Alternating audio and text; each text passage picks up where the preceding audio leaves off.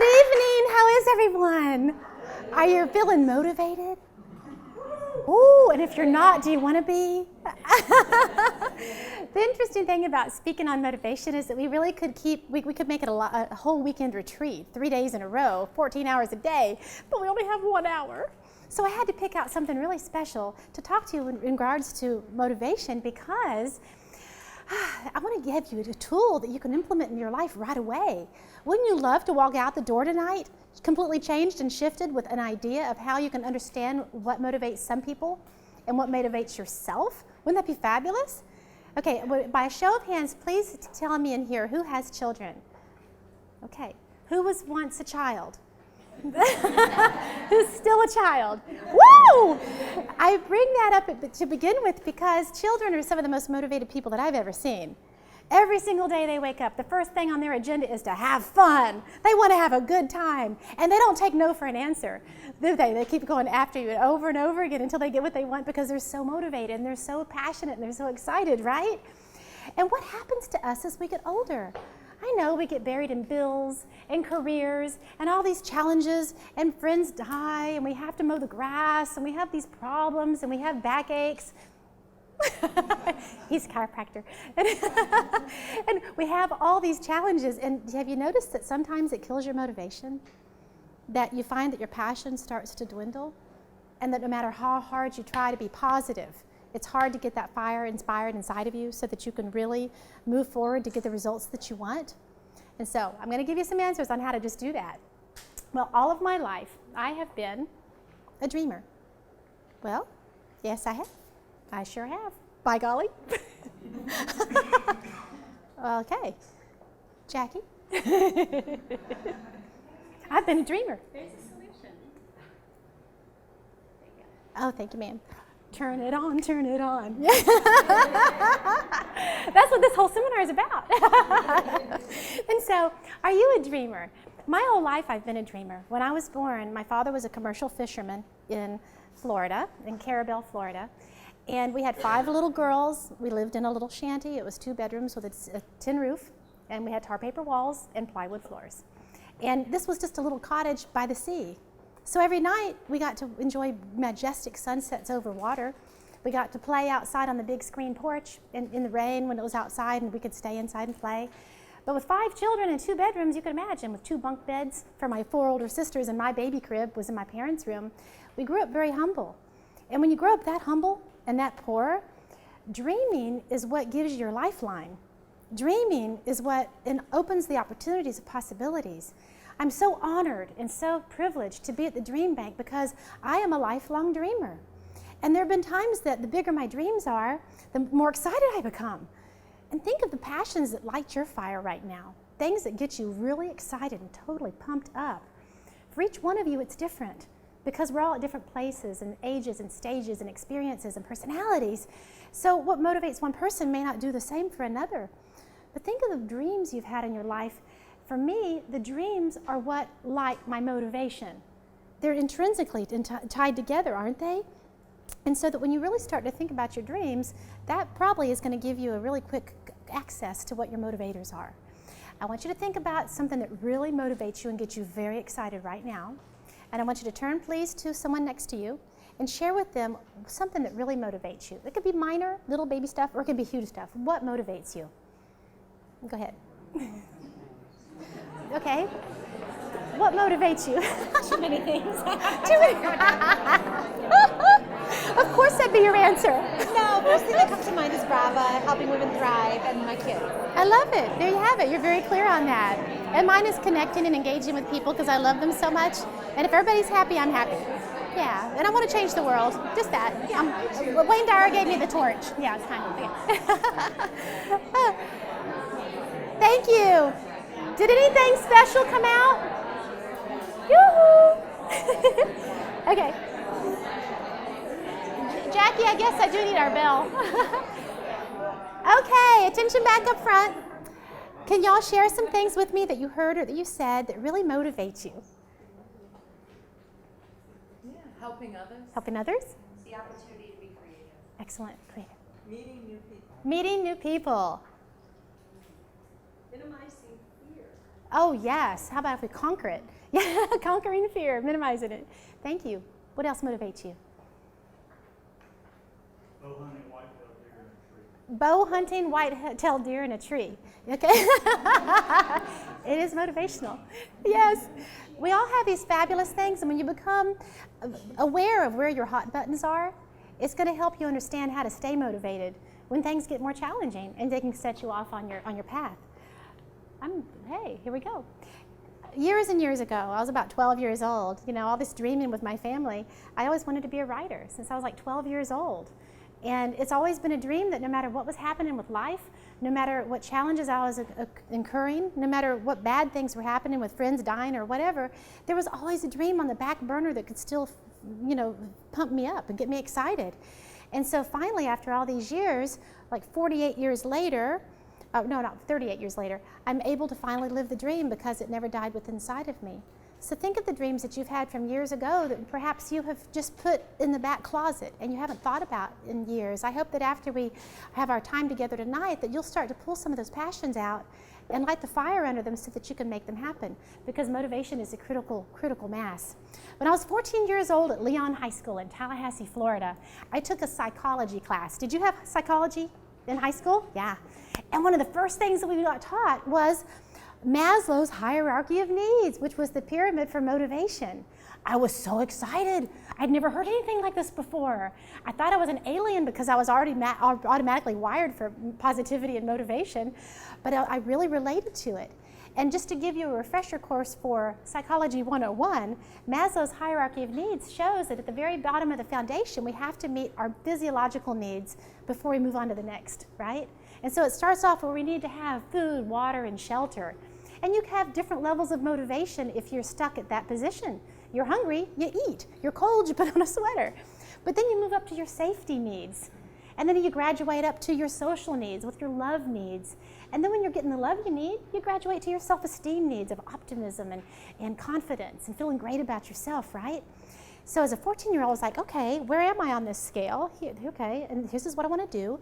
And then at the very top of the pyramid, self-actualization. Yes, that's what I want to be when I grow up. Self-actualized. Who saw this pyramid in high school and said, that's me, I want to be self-actualized? And so throughout my life, that has been the epitome of what I wanted to walk, talk, and be, was to be self-actualized. But when my world shattered about 2008, when the economy crashed, so many bad things happened, something happened that really was a big wake-up call about motivation and getting unstuck. I didn't know that once you got up there, you could come back down. I didn't realize that. It was such a surprise. Think of the times when you've really been on top of the world and you felt like, yes, everything is going my way. I'm happy, I'm confident, I'm connected, I've got love, I've got friendships, I've got my education. And then something happens that shatters your existence, shatters your reality, and it's unrecognizable, and you don't even know where to start to build again. I see a lot of nodding heads. You know how change happens in life that really catches you off guard. There's so many things that could cause that. And so I became very skeptical about this pyramid because I thought, wait a second, I got all the way up there. Why I'd have to go back down again? And I became to realize that it's more like circles that are all going around in different places depending on what area of life you're motivated. Because you've got motivation in your friendships, you've got motivation in your career, in your finances, in your fulfillment, in your physical vitality and energy. And they're all playing together at the same time, aren't they? And so I've stopped thinking about happiness and motivation as a ladder you have to climb to achieve it. Because you have different areas of excellence that you can pursue in any moment, any time, any day, that you can really work towards and visualize towards to manifest in the reality that you desire when you get motivated. I wanted to share with you my critical motivator factors, okay? I have 20-year-old twins, and this is my man, Dan Fetch. And talk about motivator, and as Michelle and I were just sharing, what motivates us, for me it's love, it's connection, it's relationships. When everything in my relationships is working, everything else works. When relationships aren't working, nothing else works. But that's just my personality profile, and many of you may be feeling that same way too. But when you care about others, who said helping others motivates you? Is that when you are in service and you have that heart of service, it's a motivation unto itself. I love the expression, when in doubt, take it out. So there are times when your motivation is going to die, your passion is running flat, and all you have to do is get off yourself. and go focus on somebody else, do something nice for someone, it changes the chemistry in your brain. It shifts your physiology completely, not to mention that it's creating goodwill and helping humanity by being kind to another person. And so there are people in your life that certainly give you the motivation. Now, you're probably wondering, boy, Susan's thirsty tonight, isn't she? This is perhaps one of the best metaphors I've ever seen, one of the best analogies I've ever seen for motivation, because there are people that come to life as aspirin. Yeah, they just sit around.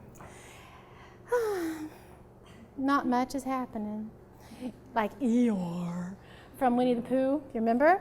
And so those aspirin personalities, you don't see a lot of life going on. They get kind of flaky. You see a little bit of life happening, but not a whole lot.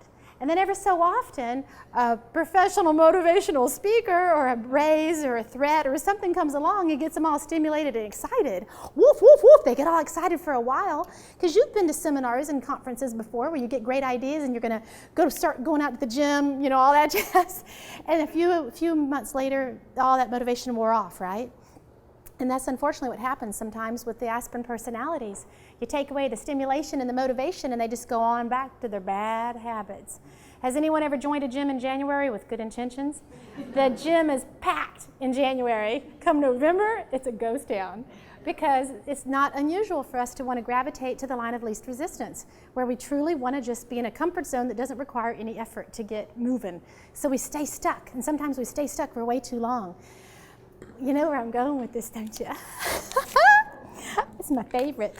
So there's an option. You have a choice here. Motivation is a choice. It is a deliberate action, a deliberate attitude, without any excuses to take responsibility for your happiness. There are those of us that show up to life, plop, plop, fizz, fizz, who have this natural energy, even when we don't feel the natural positivity. There's a possibility that we've got that love, heart, energy burning inside of us. This is what we see in children. This is why having fun and having play is on their priority list every single day. They don't need to get their day timer out and schedule it for next Thursday at 3. They just make life happy and they make it fun. We should learn from the children. Now, when you're around a person who has the Alka-Seltzer personality, they are self-driven, they are motivated, they're effervescent, they're enthusiastic, they're excited.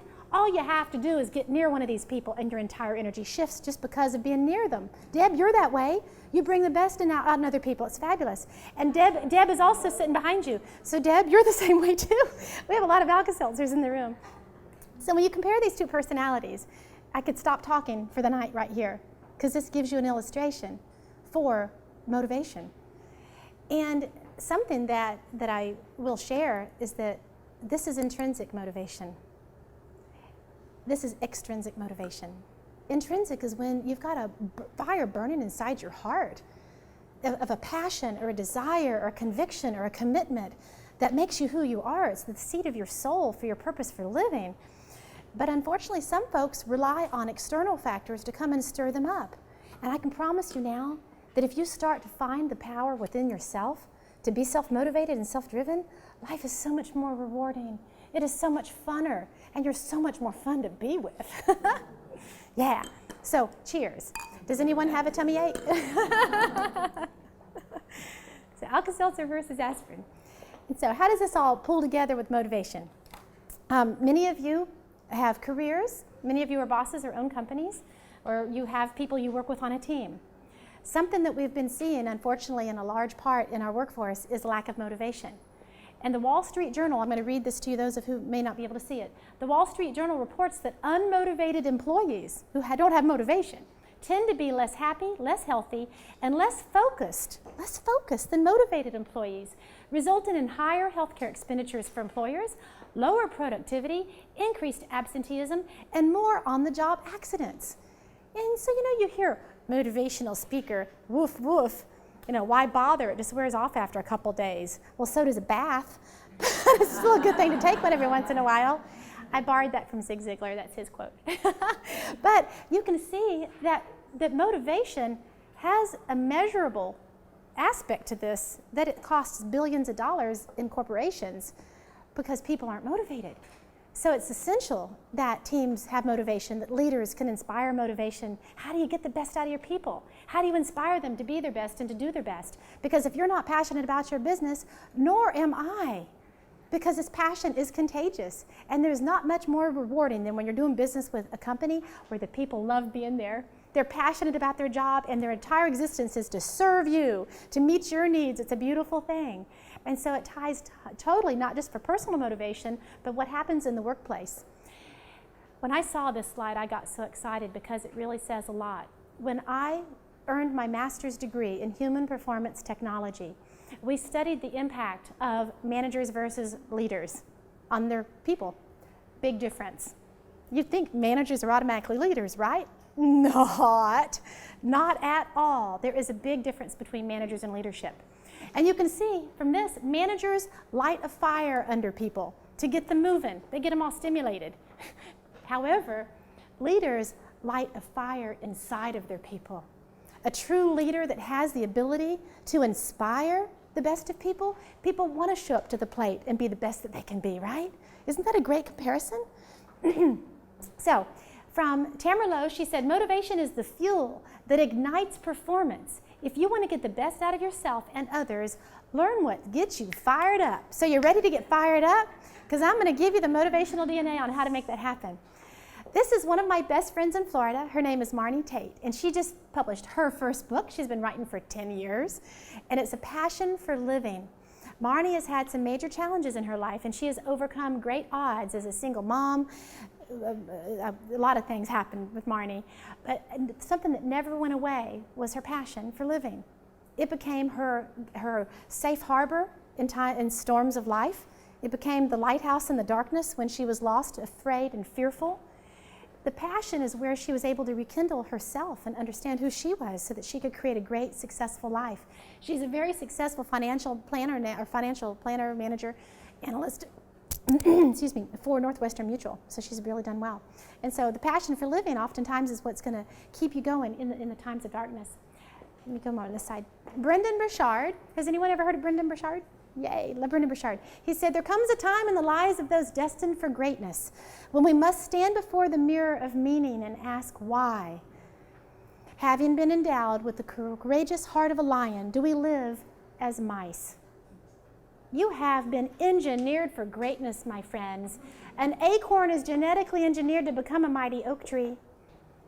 It doesn't argue with its purpose, but human beings are the only species on the planet that sabotages our making. Why do we do this to ourselves? Because you were all engineered for extraordinary lives and extraordinary things with courage and love and hope and possibilities. And so, motivation and understanding that can help overcome so much of what might be holding you back. Oh, that's interesting. It didn't show up. It only takes one person to change your life. And guess who that is? You! I don't know why that happened to the graphic. Motivation is essential to achieving goals, overcoming obstacles, and improving efficiency, effectiveness, and performance. Brendan Burchard also said that motivation is not an accident. It truly is a choice, and there are things that you can start doing right away that can get you going into that direction.